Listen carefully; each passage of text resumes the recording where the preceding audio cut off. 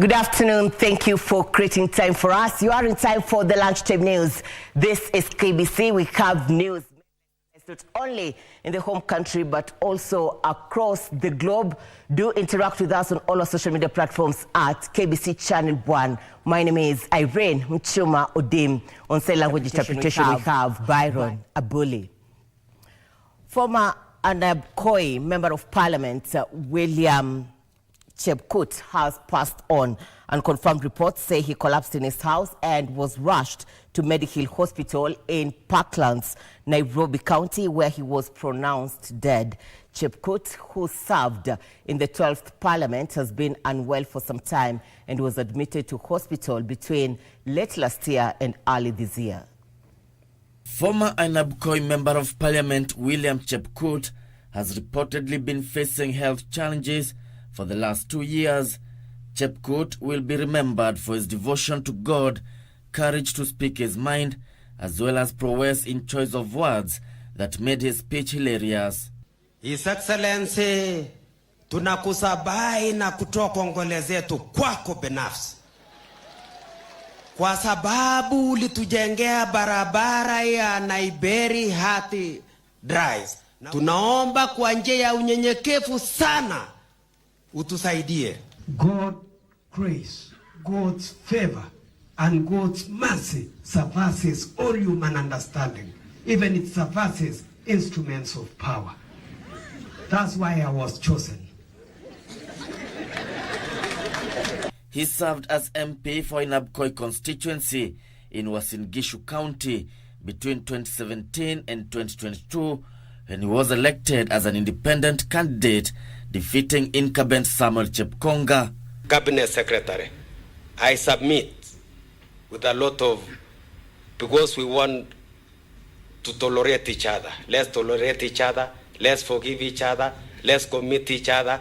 Let's accommodate each other. I want you, it is my sincere request, that return the security of Deputy President. In 2022, Chepkut's bid to defend the seat as independent candidate failed as he was defeated by Chepkonga, who vied on a United Democratic Alliance ticket. Chepkut, who always referred to himself as the only soul alive, also served as the personal assistant to the late Nicholas B. Walt, who was a powerful cabinet minister during the late President Daniel Moi's tenure. Gishoki Washira, Lunchtime News. Residents of Kirinyaga village, Muya sub-county in Kirinyaga County, are yet to come to terms with the murder-suicide incident in the area. A 35-year-old man killed his wife, then set their house on fire before taking his own life. According to Area Chief Charles Ngai, Newton Murimi is believed to have taken the children to a neighbor before hitting his wife with a crude weapon. He then stabbed himself. Family and friends say Murimi had reunited with his wife, Caroline Wanja, less than a month ago after 4 years of separation. Diana na huyo bibi yake juzi, na ni kijana ambaye kwa siku kadhaa amekuwa ni mtu ambaye si wa kuaminika sana, ni mtu ambaye tumeshika mara nyingi sana kuhusu mambo ya bank. Juzi alianguka na pikipiki akiwa katika hali ya mambo ya ukora mpaka akarazwa. Juzi ingine alikuwa ameanguka na pikipiki mpaka mwenye alikuwa amebeba kava. Hakuwa mtu akona uhusiano sana na watu. Njia zile vitu anatengeneza hapa, amezaa weka fence kwake. Hakuna mgeni anaingia, akona watu specific wenye wanafanya kazi huku kwake. Uhusiano wake na bwanake haikuwa mzuri sana. Juu hata alikuwa nyumbani, kuna wakati walikosana na akakuja nyumbani.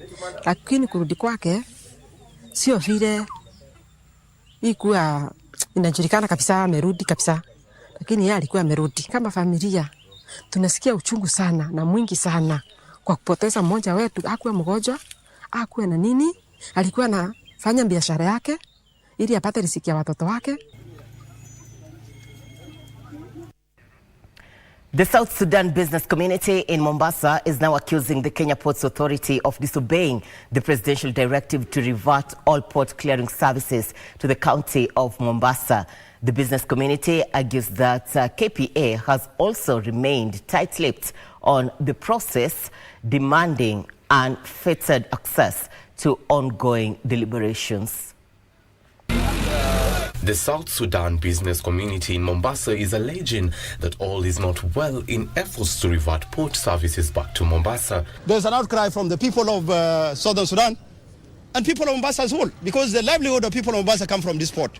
If you take business away from the people of Mombasa, how do you expect them to live? A directive was recently given to have services currently being handled in Naivasha to be transferred to Mombasa to streamline port operation and provide jobs in the coastal city. The directive of His Excellency, President Ruto, is very clear. The President of the Republic directive is very clear during his inauguration. All our presidents were there. All cargoes, no exception, revert to Mombasa for handling and clearance. The same position from our government of South Sudan. All cargoes should revert to Mombasa for handling and clearing. The South Sudan business community accused Kenya Port Authority of forcibly evacuating South Sudan cargo to Nairobi against their will. We are asking the KPA to respect this directive and please let our cargo come back, because our people are suffering back at home. People are suffering. Things are becoming very expensive in the market because they're associated with import and export. You don't force the traders to use one means of transportation. And that's what we told the old regime under Macharia. The group wants the port services reverted back to Mombasa as soon as possible, arguing that the transportation of their cargo to the inland container depots and freight terminals has resulted in them losing their commodities. Reporting for Lunchtime News, I'm Elvis Otieno. Standard 8 candidates at Manga DEB Primary School in Borabu Sub-County, Nyamira County, have benefited from a donation of examination materials courtesy of a former student. Melen Mbogo says the learning materials will go a long way in improving academic standards at the school. Francis Omanga, the school head teacher, lauded the kind gesture and called upon other well-wishers to come on board. I realized that this timing was the right timing to come here because there's exams coming up. I wanted to come and motivate them to make sure they work hard and they pass, because their results have been improving since I started helping. Even if Madam has supported these children, she has not supported the children in all areas.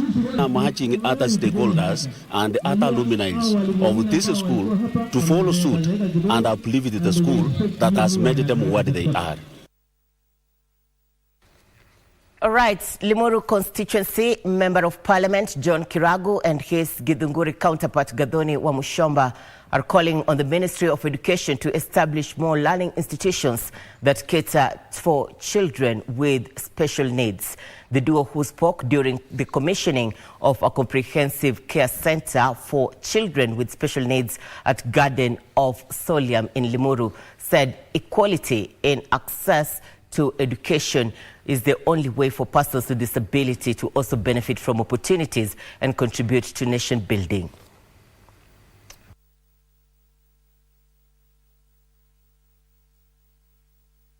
Tuwe watu ambao tunahurumia wale ambao hawajiwezi, na kuona hichi kituo ambacho kimetengenezwa vizuri juu ya wale watoto ambao hawajiwezi, ni kusema ya kwamba nchi yetu inaendelea kulingana na katiba yetu. Unfortunately in Kenya, social security programs are very discriminative. Very discriminative because not everybody who has severe disability has been able to be catered for by the social security cash transfer program that is implemented here in Kenya. Those children should be accommodated in our regular schools. All we need to do is to create a special unit in every public school and provide for teachers that are trained in special education, so that those children, when they are integrated with the normal children, they are able to learn through life. So I'm very happy that we are able to support this facility. I personally hope that all the disabled children in the school will be able to have fulfilling lives and to contribute to the society.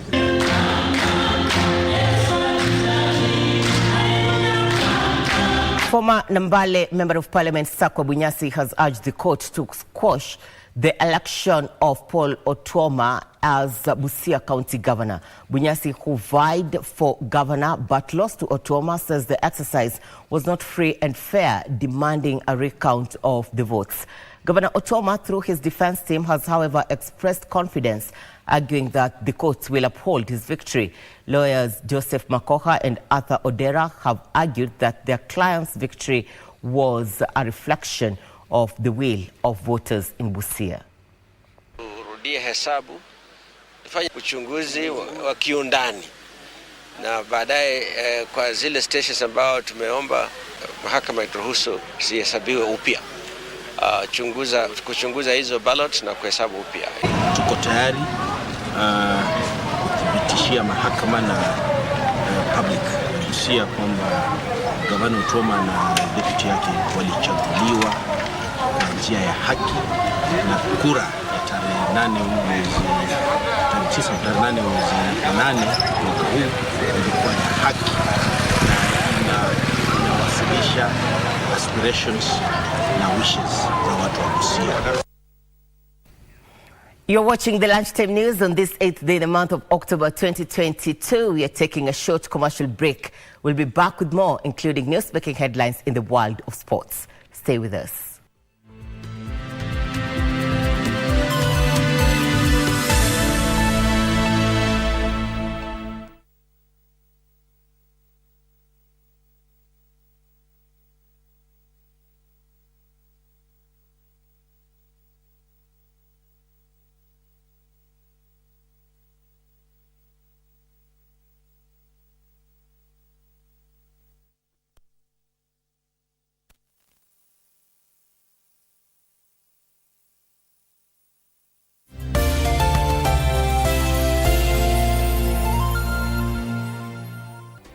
Do you have a news story to share with KBC?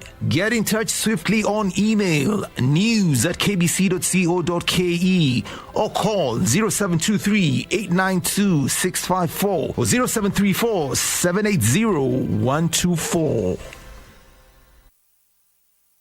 Are you a holder of unclaimed financial assets? Take advantage of the Finance Act 2022 moratorium on penalties and interests. Surrender any unclaimed financial assets in your possession today. Unclaimed Financial Assets Authority. Receive, safeguard, reunite. Law was never my choice of a career. This week on The Living Legends, Fayaz Qureshi speaks to a trailblazer in Kenya's judiciary. At that time, we were only 2 women on the bench. She was the second woman to be appointed as a judge of the High Court after rising through the ranks. That year alone, from Africa, we were 22 candidates that were vying for this position. She was appointed an appellate judge before joining the International Criminal Court, where she left after being elected vice president. Now, she's part of a team reforming the judiciary in South Sudan. We hear the story of Lady Justice retired Joyce Aluoch as told to Fayaz Qureshi on The Living Legends. Saturday, the 8th of October 2022 from 9:30 p.m. on KBC Channel 1.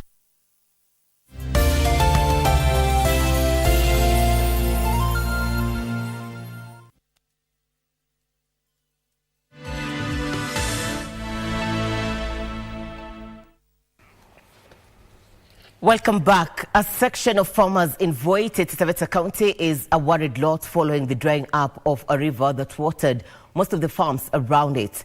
The farmers have been enjoying a bumper harvest through irrigation from the waters of River Voi, but the depressed rains have rendered the seasonal stream lifeless and thus sealing the fate of many farmers in the area.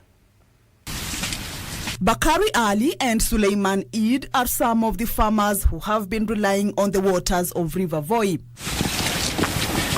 They are harvesting some of the crops that they had planted a while back, but they are worried that this might be their last big harvest. Kama unavyoona, mimi ukulima ni kila kitu. Na hakuna kazi nzuri kama ukulima, sababu ninapata pesa yangu ya kula na bado nitatoa chakula tu hapa shambani, sina nitapeleka nyumbani. Most of the harvests from the farms around River Voi have been supplying groceries to the local market. The situation may, however, change as the river that farmers pumped water from has dried up. Changamoto zetu hapa kubwa ni mafuta. Pili ni maji. Kwa mfano sasa kama sasa hivi mafuta yamepanda, mafuta lita moja kama 200. Mteja atakuja, kwa hiyo kiwango cha 200, mteja atakuja umuuzie kilo moja labda ya sukuma kwa shilingi 50 na ilikuwa yastahili iwe shilingi 80. Lakini vile vile itabidi tu muelewane umuuzie kulingana na changamoto vile za maisha ziko. Ni kwamba kusema kweli hii shamba inasaidia wakulima wale ambao pia wafanya biashara wale wa chini. Manake sasa wakija hapa shambani wanapata vitu ni rahisi, mboga ya kienyeji wanapata kwa bei nafuu. Hata yule pia ambaye hana mapato makubwa pia anapata mboga sikio kwa rahisi, kwa bei nafuu, na pia matunda ni mengi tu. Na nilikuwa naona kwamba hawa watu wakipata usaidizi wa kuweza kushikwa mkono, wapate maji kwa wingi, hii shamba ina manufaa mazuri. Farmers may be forced to find other means to water their crops. Kiangazi kinaendelea, lakini tunashukuru hii shamba inasaidia, bado hakuna ukame vile, na ni kwamba hapa kukipata kama uchimbaji wa maji ama maji, kutakuwa na kuboresha zaidi haya mazao ya shamba hili. The Meteorological Department has warned of less than average rains in the short rain season that will affect agricultural production. Education stakeholders in Kiambu County are calling for more infrastructure developments ahead of the junior secondary school transition next year. Speaking during a mentorship program organized by the Kenyan Commercial Bank to mark the Customer Service Week in the area, SEK St. Joseph School Principal Irene Festus noted that the area has witnessed increased admission in lower primary schools, a situation that might pose a challenge to the 100% transition to junior secondary schools come January 2023. During the mentorship program, Form 4 candidates from different schools in the area received examination materials ahead of the Kenya Certificate of Secondary examinations scheduled to begin next month. We only have one room, and we expect that since it is 100% transition, there will be too many of us, and we may not be able to handle with the formal facilities. We'll still receive them because they'll have to continue with their education. But facility-wise, we are not ready. We decided to join hands and go to these schools for mentorship program, at least to let them know the value of education and why they should perform better. No matter what you are going through, you can do your best and still pass your exams. Being at the schooler, we face many challenges because even at night you can lack time. Maybe you have some work to do. Your parents give you work maybe to cook. They have mentored us that we have to, no matter our backgrounds, no matter where we come from, we can even pass. We can pass and have a great future. Police in Kakamega County are investigating the death of a 4-year-old child whose body was discovered in a pit latrine in Navaholo. Esther Awinja went missing a few hours before her body was discovered by a search party. According to her parents, the girl who lived with disability went missing around noon when they were leaving for church. Her father, Stephen Juma, says he began looking for the child before finding him the next day dead inside the pit latrine. The body of the deceased has been moved to Kakamega Referral Hospital mortuary as the family begins burial arrangements. Wakicheza kanisani. Wakati alitoka kwenda kuangalia wenzake, wenzake wakamwacha nyuma. Vile alimwacha nyuma kurudi kuangalia akupata wenzake.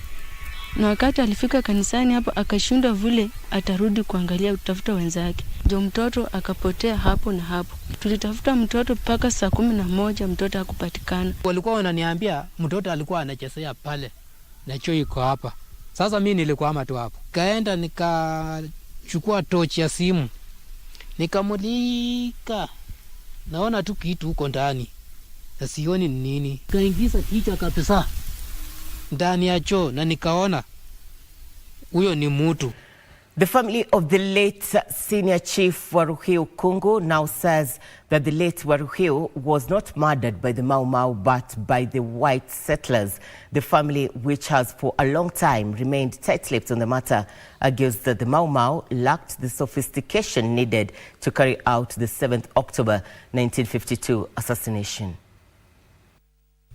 The family of the late senior chief Warui Kungu now say that the method used by the assassins to eliminate the former chief could only be achieved by the white settlers and not the Mau Mau.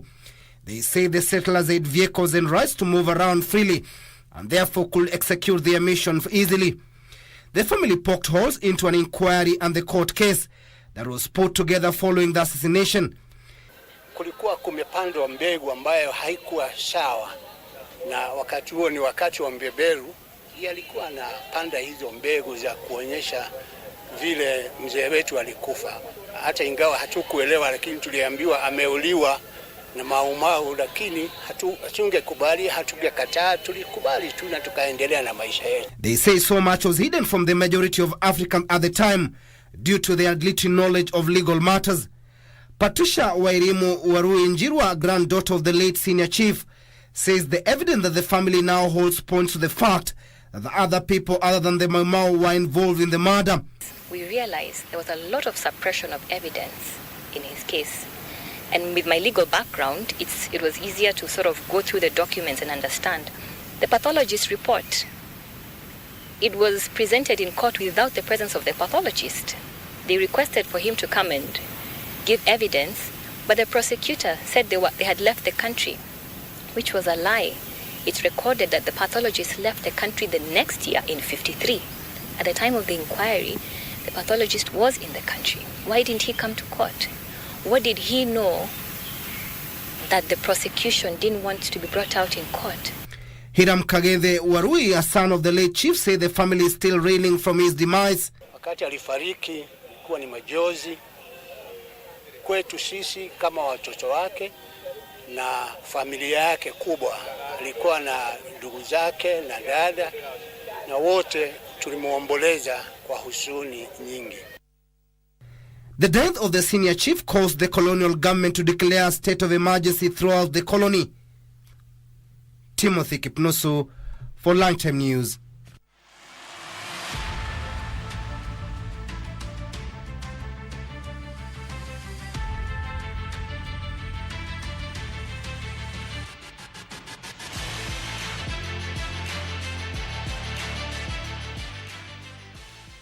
All right, let's get to the field. It's time to play. Welcome to Channel 1 Sports News. European champions England beat world champions the United States 2-1 in a closely contested friendly played in front of more than 76,000 fans at Wembley Stadium. Meanwhile, Germany humbled France 2-1 at Rudolf Habig Stadium. England registered a 2-1 win over world champions the United States for the first time since 2017 after Lauren Hem's goal gave Lionesses an early lead and Georgia Stanway penalty secured victory for the European champions at Wembley Stadium. Here with Mead, Hemp driving forward, Hemp's in the middle, it's going to break to her, and she puts it away! Lauren Hemp! Oh, trouble here for England! And Sophia Smith! Meanwhile, Germany registered a comfortable 2-1 win over France at Rudolf Habig Stadium. And it's, well, guess who? Alexandra Pop with her. And Pop there again. It's a repeat of the semi-final. She's got her brace. In another match, Norway lost 4-1 to Brazil in a match played at Alval Stadium. World number 2 Ons Jabeur suffered a shock quarter-final exit on home soil at the Jasmine Open in Monastir, Tunisia. The 28-year-old was beaten 6-3, 4-6, 6-4 by American Claire Liu, who is 73rd in the world rankings in a rare home appearance. Jabeur had beaten Ann Lee and Evgenia Rudina in straight sets to make the last 8. Jabeur finished as runner-up at Wimbledon and the US Open this year, while also winning 2 other titles in Madrid and Berlin. She will now focus on her first WTA finals, which begin in Fort Worth City on 31st of October, with the Jasmine Open ending on Sunday.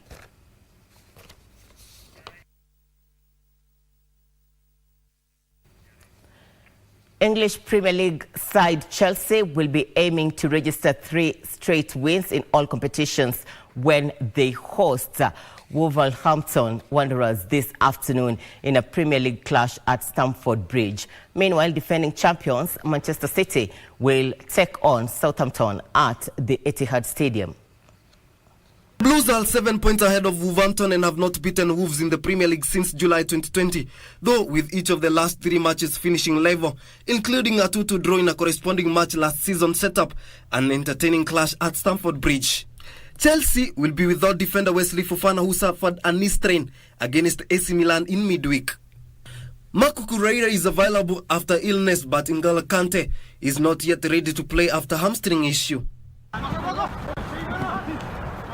Meanwhile, defending champion Manchester City will take on Southampton at Etihad Stadium. City's right back Kyle Walker has undergone groin surgery with no time scale put on his potential return. Southampton has no new injury issue, with Romy Lavia and Tino Livramento their only continued absentees. Bournemouth midfielder Joe Rothwell and Ben Parson are back as Bournemouth face Leicester City.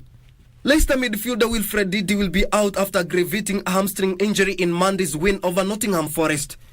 King Orimwangi for Channel 1 Sports.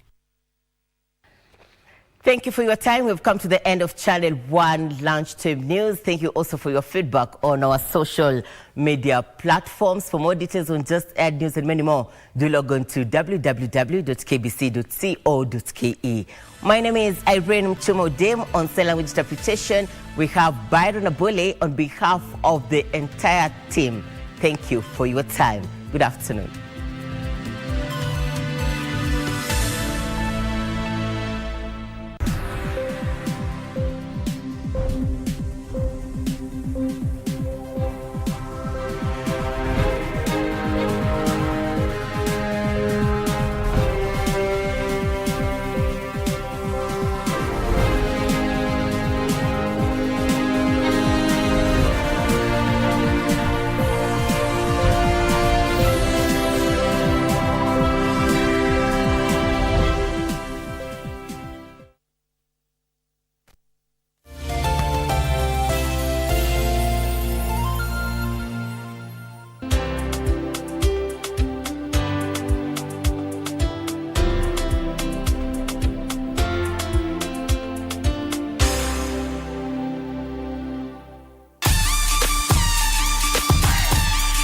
Selena De La Renta. Promociones Dorado means gold. Well, we are a cause. Low-key is fading and the referee's called for the foul. But when I won that title from Low-key, when I became the champ, I came in